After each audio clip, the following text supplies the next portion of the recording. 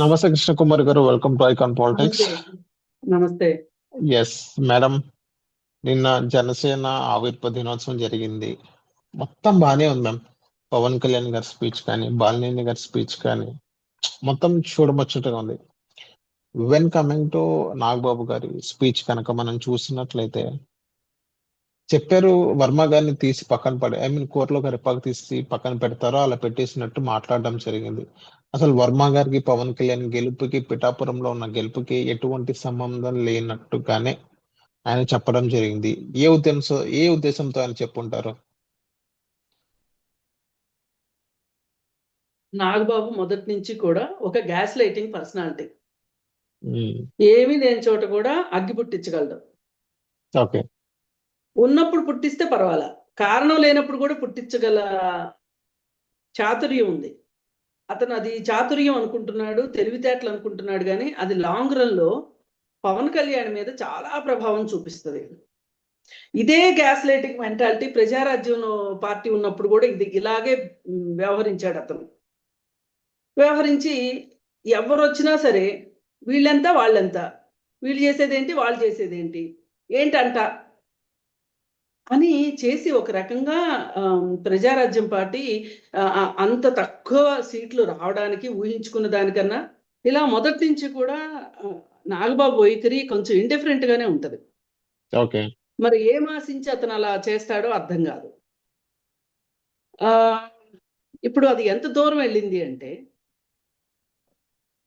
తెలుగుదేశం పార్టీని అవమానించటం ఒక రకంగా, తన పార్టీలో ఉన్న వర్మని అవమానించటం, అలాగే కూటమి యొక్క సమిష్టి కృషిని అతను అపహాస్యం పాలు చేయటం చూస్తే గనక కొన్ని అనుమానాలు వస్తాయి. కొంత అతని రాజకీయ అవగాహన లేమి కనిపిస్తుంది. ఓకే. ఇది రేపొద్దున అతను ఏం ఆశించి ఈ పని చేశాడు అంటే పెద్దగా ఏం కనిపించట్లా, కానీ నష్టం మాత్రం కొట్టొచ్చినట్టు కనిపిస్తుంది. నష్టం ఇప్పుడు ఆ రోజు నిజంగానే వైసీపీ వాళ్ళు ఆశించినట్లుగా ఈ కూటమిలోకి సింహం సింగిల్ గా వస్తుంది, మేము ఒక ఒంటరిగా పోటీ చేస్తాము, నువ్వు కూడా ఒంటరిగా పోటీ చెయ్యి అని చెప్పి పవన్ కళ్యాణ్కి సవాళ్ళు విసిరినప్పుడు ఆ సవాళ్ళను స్వీకరించి అతను ఒంటరిగా పోటీ చేసి ఉంటే ఏం జరిగేది అనేది మనకి 2019 ఎలక్షన్స్ రిపీట్ అయ్యాయి. అంటే రిపీట్ అంటే జనసేన పార్టీకి సీట్లు వచ్చాయి కాదు, బహుశా జగన్మోహన్ రెడ్డికి కొన్ని సీట్లు వచ్చినప్పుడు, సీట్లు పెరిగినప్పటికీ అధికారం మట్టుకు తెలుగుదేశం పార్టీకే వచ్చిండేది. ఎందుకంటే ఆ రోజు చంద్రబాబు నాయుడు గారిని అరెస్ట్ చేసిన సందర్భంగా ప్రజల్లో వచ్చిన ఏదైతే ఒక చైతన్యం అనండి, లేకపోతే ప్రశ్నించే గొంతుకు కానివ్వండి, ఏదన్నా కానీ అప్పటి వరకు తెలుగుదేశం పార్టీ కార్యకర్తలను ఇబ్బంది పెట్టిన దానికి ప్రభుత్వంలో వాళ్ళు ఒక రకంగా చాలా ఏమైనా సరే ఈసారి డూ ఆర్ డై లాగా వాళ్ళు ఫైట్ చేయటం, ఇవన్నీ వెరసి ఇవన్నీ చూసి, కాకపోతే పోటాపోటీ అధికారం వచ్చి ఉండేదేమో కానీ ఈ కూటమిలో లేకపోతే గనక నష్టపోయే పార్టీలు రెండే రెండు, ఒకటి బీజేపీ, ఒకటి జనసేన. మొన్న ఎలక్షన్స్ లో మళ్ళీ జనసేన గనక గెలవకపోతే ఇంకా బోర్డు మూసేసుకోవడమే అనే అంత పరిస్థితి వచ్చింది. కాబట్టి పాచేరగుడ్డలాగా అక్కడే ఒక రకంగా తెలుగుదేశం పార్టీ ముంగిట సాగిలబడి చారగిలబడి ఈ పొత్తుకి ఆ రోజు నేను కష్టాల్లో ఉన్నప్పుడు వచ్చాడు కాబట్టి పవన్ కళ్యాణ్ని నేను వదులుకోకూడదు అనే ఒక సూత్రంతో ఇండియా కూటమిని వదులుకున్నాడు చంద్రబాబు నాయుడు గారు. అది ఆయన జీవితంలో చేసిన అతిపెద్ద తప్పేదన్నా ఉంది అంటే గనక ఆయన ఇండియా కూటమిలోకి వచ్చుంటే గనక కాంగ్రెస్ పార్టీ కూడా ఎంతో కొంత పునరుజ్జీవనం పొందేది. ఆంధ్రప్రదేశ్లో పునరుజ్జీవనం పొందితే అప్పుడు వైసీపీ పార్టీ బాగా బలహీన పడిపోతే ఎవరి ఓట్లు వాళ్ళు చీల్చుకుంటే ఎక్కువ శాతం సీట్లు తెలుగుదేశానికి వచ్చిండే. అలాంటి ఒక సువర్ణావకాశాన్ని చంద్రబాబు నాయుడు గారు జార విడుచుకున్నారు. బహుశా జార విడుచుకున్నందుకు గాను వచ్చిన ఫలితం ఏంటి అంటే ఇవాళ ఈనగాసిన అకల్పాలైనట్లయింది. ఎందుకు ఓకే నాగబాబు లాంటి రాజకీయ అవగాహన లేమి ఉన్న ఒక నాయకుడి చేత, అతను రాజకీయ శూన్యుడు నన్ను అడిగితే, అతనికి ఏం తెలుసండి, రాజకీయం ఏం తెలుసండి? ఓకే ఒకప్పుడు గాడ్సే గురించి గొప్పగా మాట్లాడిన వ్యక్తి అతను. అలాంటి వ్యక్తి అతనేదో ఒక నవ్వులాటకో లేకపోతే జబర్దస్త్ స్ట్రోల్ చేసుకుంటానికో పనికొస్తాడు తప్పితే దేనికి పనికొస్తాడు చెప్పండి? ఆయన ఆయన ఆయన నిర్మించిన ప్రజా ఉద్యమాలు ఏంటి? ఆయన ప్రజల కోసం చేసింది ఏంటి? రాజకీయాల్లో ఆయన తీసుకొచ్చిన కొత్త వరవడేంటి? ఏముంది చెప్పండి?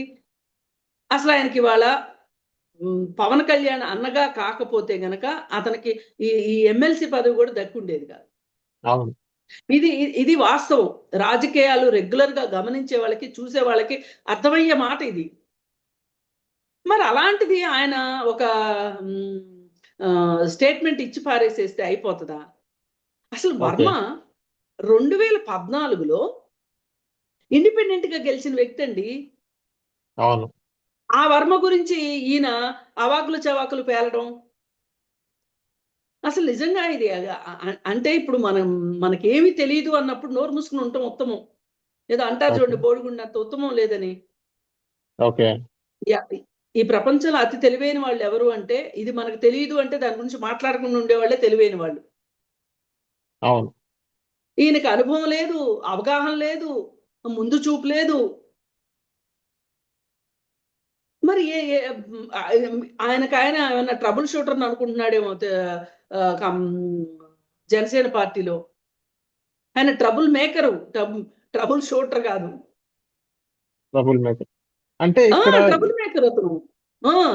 మీరు ఇంకా అసలు ఇంకొక రెండో ఆలోచన అక్కర్లా అతని గురించి. అతను ట్రబుల్ మేకర్ అంతే. ఓకే పైగా పైగా ఒక పొలిటికల్ జోకర్ లాగా కూడా తయారయ్యాడు. ఓకే మొన్న ఏదో ఒక ఇంటర్వ్యూలో, ఫ్యామిలీ ఇంటర్వ్యూలో మాట్లాడుతూ మా అమ్మ ఎవరిని చూసినా నవ్వదు కానీ, మా అమ్మని ఎవరు అంత తొందరగా నవ్వించలేరు కానీ మా నాగబాబు బాగా నవ్విస్తాడు, నాగబాబుని చూస్తే చాలు మా అమ్మకు నవ్వు వచ్చేస్తుంది అని చెప్పింది. అంటే ప్రతి ఇంట్లో ఒకళ్ళు ఉంటారు ఇట్లాంటి వాళ్ళు, నేను కాదనట్లా. కాకపోతే దురదృష్టవశాత్తు రాజకీయాల్లోకి రాకూడదు ఇట్లాంటి వాళ్ళు. ఓకే మేడం, ఇక్కడ ఇంకోటి నాగబాబు గారు ఇంకో మాట అనడం జరిగింది. ఏదైతే దీనికి సంబంధించింది జోకర్ అని వైఎస్ఆర్సీపీ వాళ్ళని జోకర్ తో పోల్చడం జరిగింది. వాళ్ళని చూస్తేనే నవ్వు వస్తుంది అన్నట్టుగా నేను పోల్చడం జరిగింది.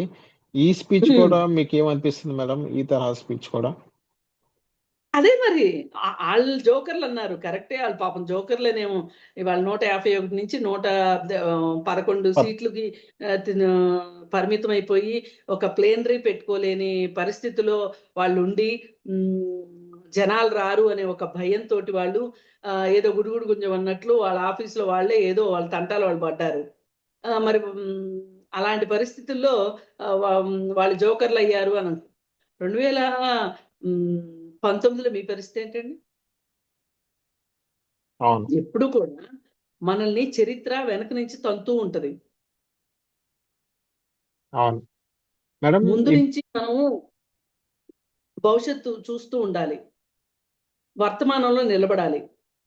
అవును మేడం, ఇక్కడ అది ఇంకో మాట మనం నాగబాబు చూసుకున్నట్లయితే నాగబాబు గారు ఇచ్చిన స్టేట్మెంట్ తర్వాత నాగబాబు గారు పిఠాపురం ఏదైతే ఆ నియోజకవర్గాన్ని మొత్తం ఓన్ చేసుకున్నట్టుగానే ఇంకా ఆ పిఠాపురం దీనికి నాగబాబు గారు పవన్ కళ్యాణ్ గారి కింగ్ అన్నట్టుగానే ఆయన మాట్లాడడం జరిగింది.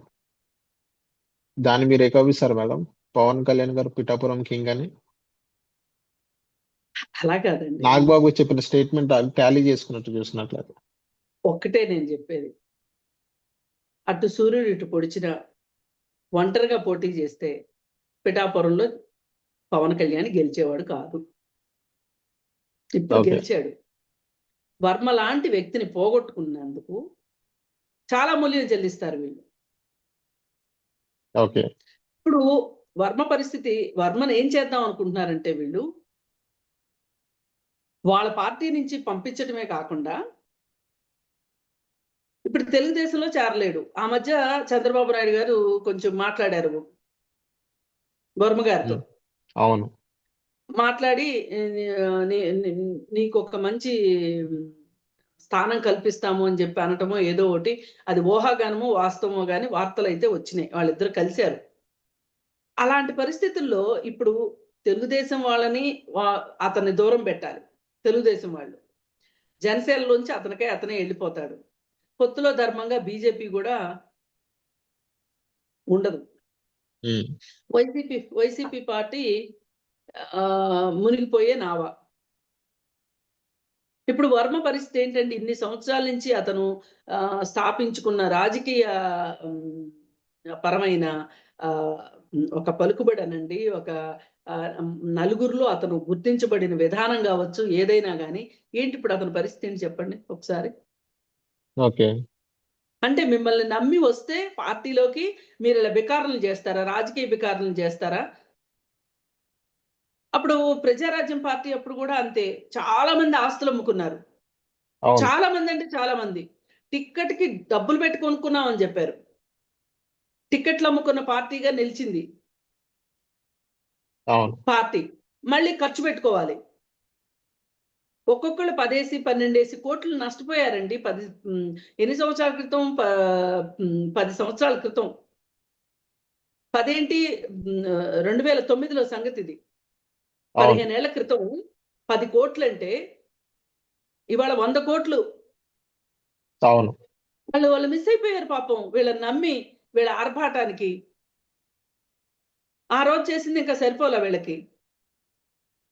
ఇప్పుడు పాపం ఇదన్నీ చూసి కూడా ఆ పార్టీలో చేరారు చూడండి వర్మ గారు. అది అన్నిటికన్నా బాధాకరం. అసలు పిఠాపురంలో ఈయనకి పక్క బజార్కి దారి తెలియదండి. ఆయన ఊరు అదేమన్నా? ఇప్పటిదాకా రాజకీయాలు చేసింది ఎవరు అక్కడ? వర్మ గారు చేశారు. అలాంటి వర్మ గారికి ఇవాళ అంటే ఒక రకంగా ఏదో సామెత చెప్పినట్లు, ఆకలేస్తే అన్నం పెడితే చేయి పట్టుకుని కొరికినట్లు చేశారు. ఇప్పుడు మీకు అన్నం పెట్టిన వాడు అతను ఆ ఏరియాలో. అవును.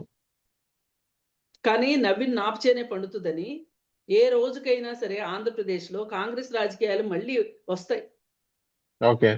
పాత కాంగ్రెస్ లీడర్స్ అందరూ వస్తారు, బయటకు వస్తారు. వచ్చిన రోజున అతనికి ఏ రాజకీయ పార్టీలోనూ అతను వెళ్ళలేని పరిస్థితిని ఈ రోజు కల్పించారు కదా. ఆ రోజు అతను కాంగ్రెస్ లో చేరతాడు, చూడండి, మీకు అప్పుడు తెలిసి వస్తుంది. నేను వర్మ గారికి కూడా నేను అదే చెప్పదలుచుకున్నా.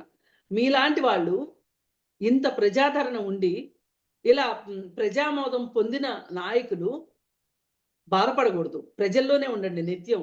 మీ దగ్గరికే రాజకీయ పార్టీలు వస్తాయి. అవును. అతను ఒక బలమైన నాయకుడి దగ్గరికి రాజకీయ పార్టీలు రాక ఏం చేస్తాయండి? రాజకీయ పార్టీలు బలం ఏంటి అసలు? బలమైన నాయకులే రాజకీయ పార్టీలు బలం. అందుకని పొత్తులో ధర్మంగా తెలుగుదేశం వాళ్ళు ఆదరించకపోయినా, బీజేపీ వాళ్ళు ఆదరించకపోయినా, జనసేన వాళ్ళు బొమ్మనకుండా పొగబెట్టినా, ఇలాంటి ప్రజల్లో ఉండే నాయకులకి రాజకీయ భవిష్యత్తు ఎప్పటికైనా ఉంటది. ఓకే. అందుకని కాకపోతే నిన్న ఒక చాలా బోల్డ్ స్టేట్మెంట్ ఇచ్చాడు నాగబాబు. ఇంకొక స్టేట్మెంట్ పవన్ కళ్యాణ్ గురించి చెప్తూ, మా అమ్మకి పుట్టేప్పుడు నొప్పులు కూడా లేకోకుండా పుట్టాడు పవన్ కళ్యాణ్, ఎవరిని నొప్పించడు అని చెప్పాడు. అవును. నేను ఇప్పుడు మాట్లాడుతున్నా ఆయన పెళ్లిళ్ళ గురించి. ఆయన పెళ్లిళ్ళ వల్ల 3 పెళ్లిళ్ళు 4 పెళ్లిళ్ళు వల్ల ఆ బాధపడిన మహిళల సంగతి ఏంటండి? రేణుదేశాయ్ సంగతి ఏంటండి? ఆమె ఏం బాధపడలేదా? ఆమె ఏమీ బాధపడలేదా చెప్పండి?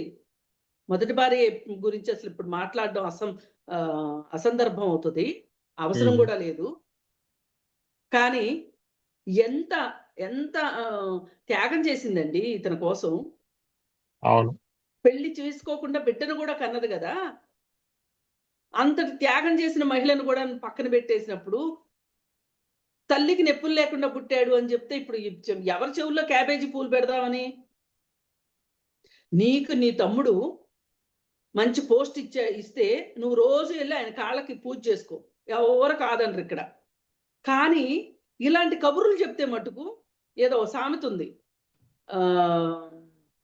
మా టంగుటూరు మిరియాలు తాటికాయలంతా అని చెప్పాడంట ఎవడో. అట్లా ఉంది తప్పితే వేరేగా లేదు. అందుకని ఈ అనుభవ శూన్యుణ్ణి, ఈయన ఈ రాజకీయ అవగాహన లేమి ఉన్న నాయకుడు సదా ఆంధ్రప్రదేశ్ రాజకీయాలకి సరి అయిన వాడు కాదు. ఎందుకంటున్నానంటే ఇప్పుడు కూటమి ప్రభుత్వం ఉంది, కూటమి ప్రభుత్వంలో ఉన్నాడు ఈయన. ఎంతో కొంత కూటమి రాజకీయాల మీద, ఆంధ్రప్రదేశ్ మీద ఈయన జాడలైతే ఉండకుండా ఉండవు కదా, ప్రభావం అయితే ఉండకుండా ఉండదు కదా. అందుకని కావాలంటే ఆయన జనసేన అధ్యక్షుడిగానో కార్యదర్శిగానో చేసుకొని పార్టీకి మీ పార్టీ వరకు పరిమితం చేసుకుంటే బాగుండేది. ఇవాళ ఎమ్మెల్సీని చేసి రాజకీయాల్లోకి తీసుకొచ్చిన తర్వాత అసలు అది నిజానికి ఆ పోస్టు వర్మది. నోటికాడ తిండి లాగేసినట్లు చేశారు వర్మకి. ఓకే. ఏది ఏమైనా ఆయన మనసు చాలా గాయపడి ఉంటది. కానీ నేను ఒకటే చెప్పదలుచుకున్న, వర్మ గారు ఎవరు నాకు తెలియదు, కానీ ఆయన్ని గమనిస్తూ వచ్చిన సందర్భంలో అలాంటి ప్రజానాయకులకు మట్టుకు తిరుగుండదు. ఏదో ఒక రోజు మళ్ళీ ఆయనకి రాజకీయాల్లో ఆయన పాత్ర ఆయనకు ఉంటది, ఆయన ప్రాతినిధ్యం ఆయనకు ఉంటది అని చెప్పి ఆశాభావంతో రాజకీయాల్లోనే ఉండాలి అని నేను కోరుకుంటున్నా. అది స్వతంత్ర రాజకీయాలు కావచ్చు, కాంగ్రెస్ రాజకీయాలు కావచ్చు, ఏ రాజకీయాలైనా కావచ్చు, అతను రాజకీయాల్లోనే ఉండాలి. ఆయన కళ్ళ ముందు చాలా మంది కనుమరుగవుతూ ఉంటారు. అవును. ఒక్కటే గుర్తుపెట్టుకోవాల్సింది, మొన్న కూటమి విజయము అంటే అందరూ కలిస్తేనే అయ్యింది. అక్కడ పవన్ కళ్యాణ్ గెలిచాడు అంటే కూటమి వల్ల గెలిచాడు, ఆయన వ్యక్తిగతంగా గెలవలేదు. అది గుర్తుపెట్టుకోవాలి. Okay. So thank you ma'am, మా ఐకాన్ పాలిటిక్స్కి వచ్చినందుకు. Thank you.